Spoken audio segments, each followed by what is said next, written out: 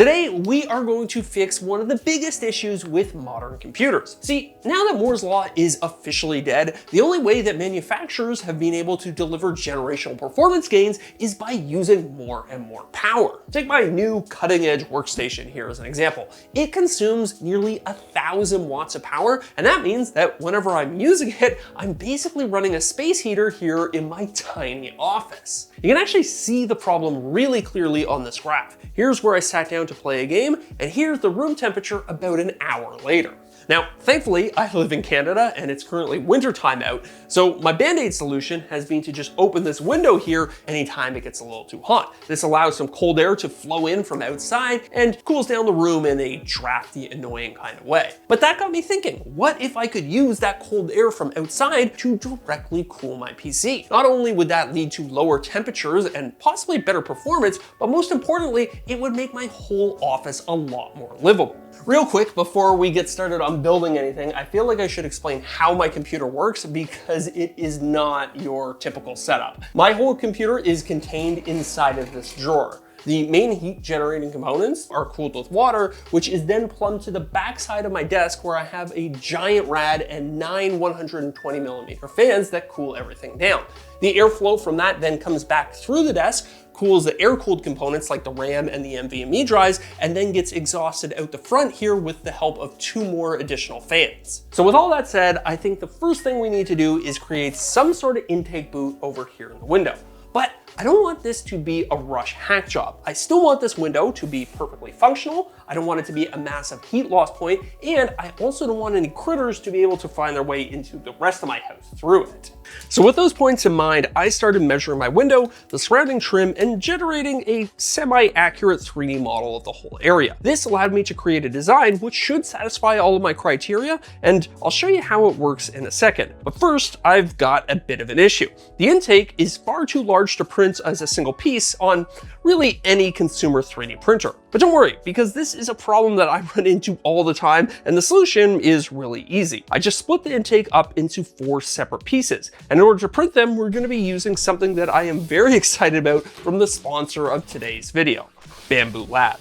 This is their new H2C 3D printer, and it's got an insane new feature that I am dying to test out. We'll get to that soon, but just know that this machine is the state of the art when it comes to 3D printing. It's got a huge print volume, an advanced air management system, a multi-material system that also dries filament, and so many other features that I really don't have time to list them all. But all of these features are in service of giving you the best possible prints in the most user-friendly package possible. But some challenges still require a bit of knowledge from the user. See, our intake boot is going to be at least partially outside, and that means that it's going to be exposed to UV rays from the sun. Many filaments like ABS, PLA, and even PETG will start to break down when exposed to it. So for our intake boot, we're going to be using ASA. This stuff laughs in the face of UV radiation, and it's also happy to live in a wide variety of temperatures, which is important because this part is going to be exposed to everything from -20 to +30 degrees Celsius. It's also just super tough and impact resistant as well. But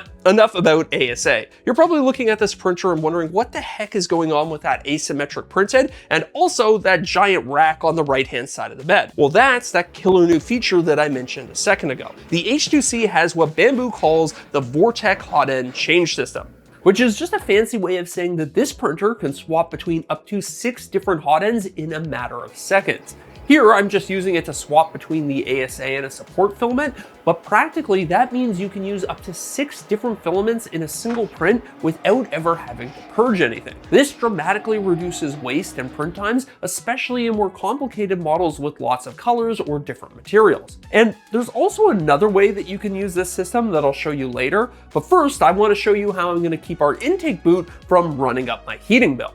This is a cross section of the intake boot, and you can see that I made it really thick, but flipping it over reveals that it's not solid. There's an air gap between the outside and inside layers. I did this because air is a very good insulator. Even a small gap like this should dramatically help to reduce heat loss. It's funny too, because I actually got this idea from my vinyl windows, which use the same principle. They're made from extruded sections with a hollow core that's specifically designed to trap air. Now, we'll see how well this all works later once everything is done printing, but at this point, I finally had the first 3 sections of the intake boot ready to go. And to be honest, they fit together so tightly that I almost could have just left them as is. However, because of all the stuff we're going to be doing later, I decided to permanently fuse them together with super glue. This stuff cures really quickly, and I've yet to find a 3D printed plastic that it doesn't bond extremely well to. Now at this point, there was only one piece left to print, but it just so happens to be the biggest one yet. And let me tell you, it had a print time to match. So I figured this gave me a great opportunity to test out a huge time-saving upgrade that's available for just about every 3D printer. These are hot ends with 0.8mm nozzles, and for the uninitiated, that's twice the size of the default head that comes on most 3D printers. A bigger nozzle means more filament per layer, and that in turn means dramatically reduced print times and increased strength. In this case, it cut total print time by approximately 30%. Now, on most printers, swapping the nozzle is a manual affair, and depending on the printer, it can actually be pretty time consuming. But the cool thing about the Vortex system is that once these larger hot ends are on the rack, you can switch between them at the press of a button, which to me makes them infinitely more useful and really simplifies my workflow. I've had larger hot ends in the past, and they almost always end up collecting dust because I'm just too lazy to change them for a single print. Now, there is a trade-off to using larger nozzles that's important to note. Because your lines are thicker, you're gonna be using more filament, and you're also losing resolution, which creates more aggressive layer lines. It's definitely a bit of a trade-off, but for larger parts like this one, I think it is well worth it. Because after just 8 hours of printing, look at how good this thing looks. Now, I was almost ready to glue it to the other pieces, but first, I wanna cram some tech into our intake. These guys are wireless temperature and humidity sensors. Later, when we do all of our testing, I wanted to be able to monitor the temperature of the air that we're drawing in, so I made this slot in the air intake where we can place one of the probes. And now that it's in there, we can collect all sorts of nerdy data. So with that done, I was ready to seal up the intake boot by gluing our final piece in place. This mounting flange is good and wide, so there's plenty of contact area for the glue, and then the whole thing pushes in place with a satisfying click. And now that that's assembled, let's take a look at how this whole crazy contraption works. The inner grille combined with the exterior screen should be more than enough to keep out any pests. And then on the underside, there's this channel that perfectly matches the profile of my window frame. So you just lower it in place like so, push it down, and then it locks into place. On the top side, there's another profile that allows the sliding section of the window to slot right into it, and that gives you your airtight seal to outside. Both the top and bottom sections of the window are still free to move around just like they did before, but you're probably looking at this thing and thinking that it's a bit of an eyesore. It's made of different color filaments, it's got some very obvious seams, and the white ASA doesn't match the white of my window trim particularly well. So let's head over to the shop where I'll show you how you can make 3D printed parts blend in with turn-of-the-century millwork.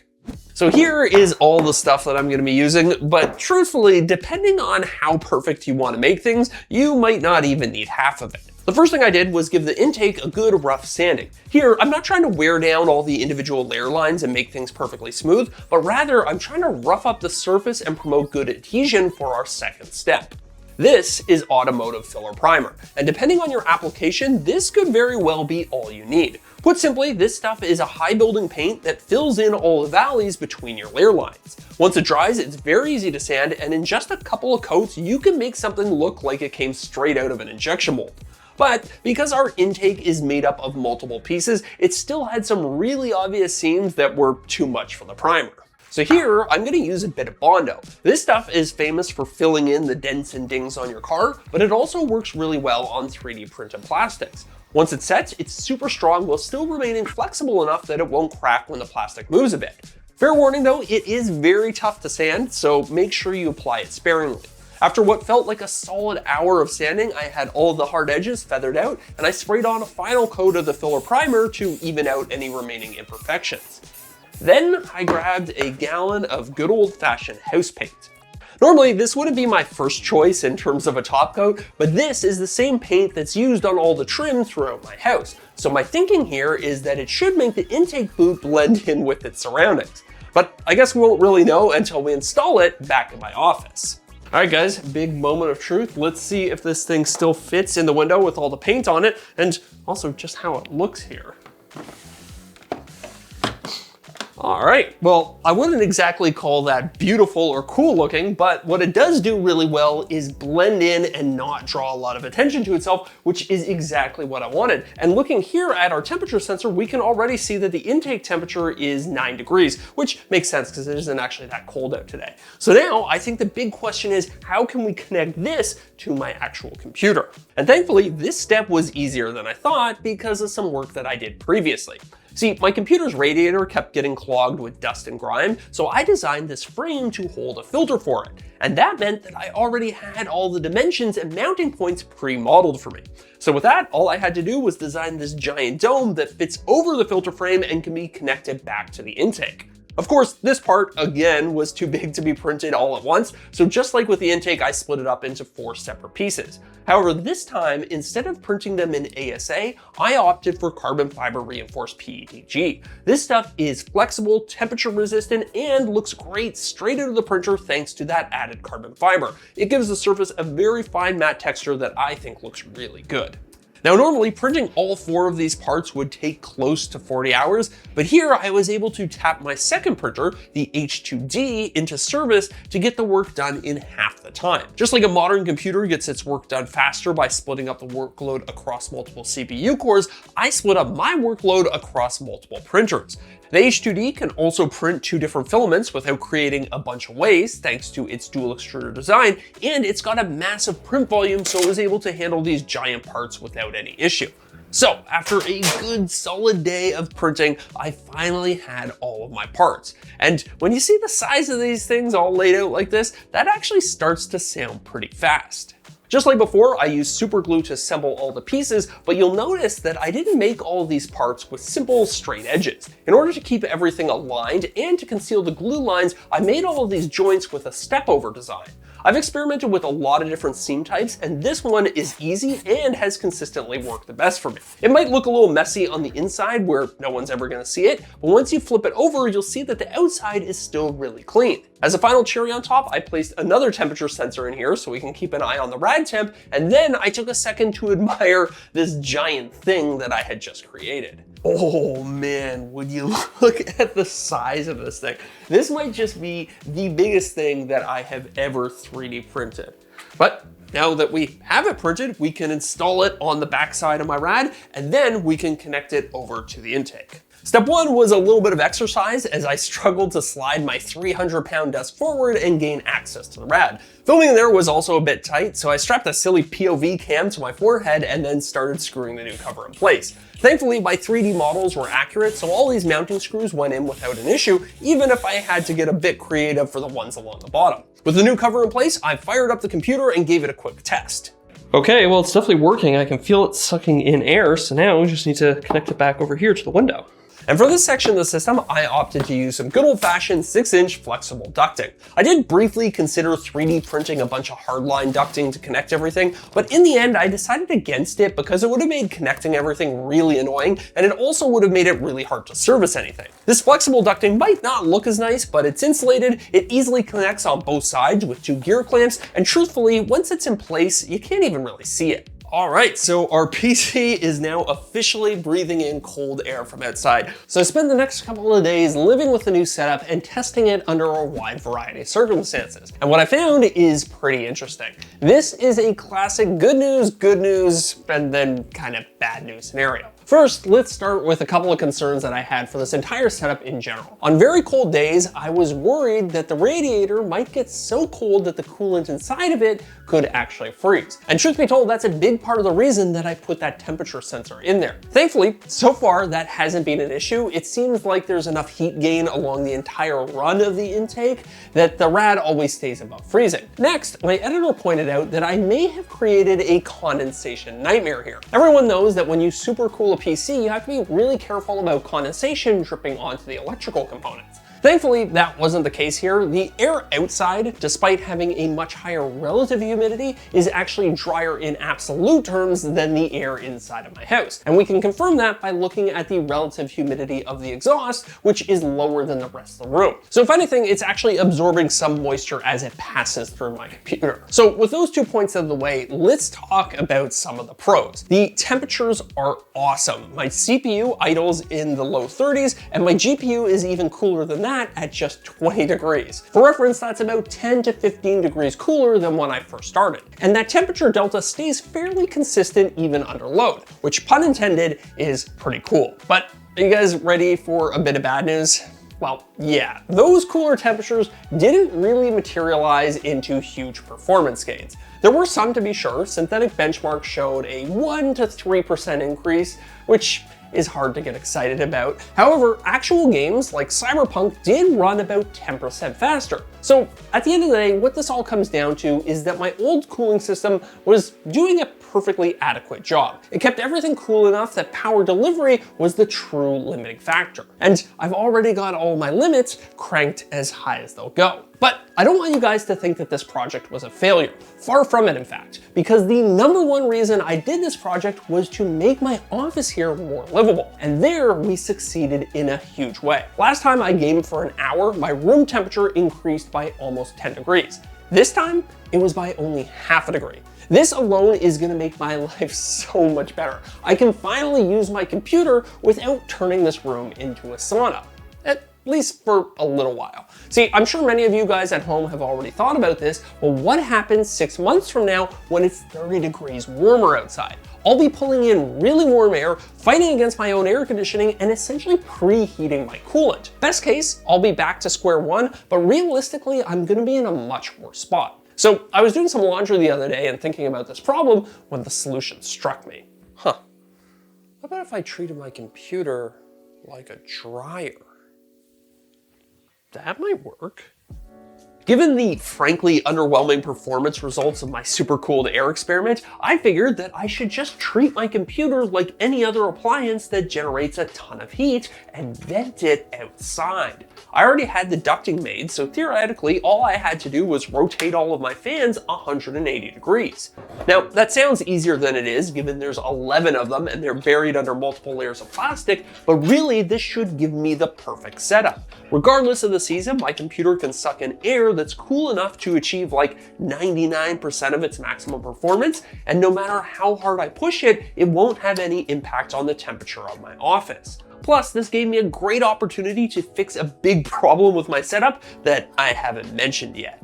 Yeah, look at how far the desk is sitting off the wall. That's a lot of wasted space, and I hated the way it looked. So I went back to the drawing board and designed a new 6-piece radiator cover that's much lower profile and has a few other design tweaks as well. This time I printed things in white PETG in an attempt to make the cover blend in better with my walls. And again, I used both the H2C and the H2D at the same time to get my work done as fast as possible. After gluing everything together, I added a foam gasket to make sure the cover would seal tightly against the rad. This gasket is important because the new setup is going to be positive pressure, and I don't want the cover leaking hot air into the rest of the room.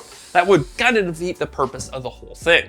Finally, the last design tweak was the relocation of the hose outlet. This new location makes it easier to attach and significantly shortens the length of hose needed, which should be better for airflow. And now I truly have the ultimate setup. I can game, edit, and use my computer as much as I want without worrying about passing out from all the heat that it's generating. But it leaves me with an interesting question. Is a setup like this one the future of all enthusiast computers? I mean, think about it. If manufacturers can't find a way to keep increasing performance without also increasing power consumption, how long is it gonna be before we need 220 volt outlets just to power our computers? And on that note, this project itself is far from perfect, and I've got a whole bunch of thoughts about how I could have made it even better, and I'm gonna be sharing those in a separate bonus video for channel members. So check that out if you're interested, and if not, I will see you guys in the next one.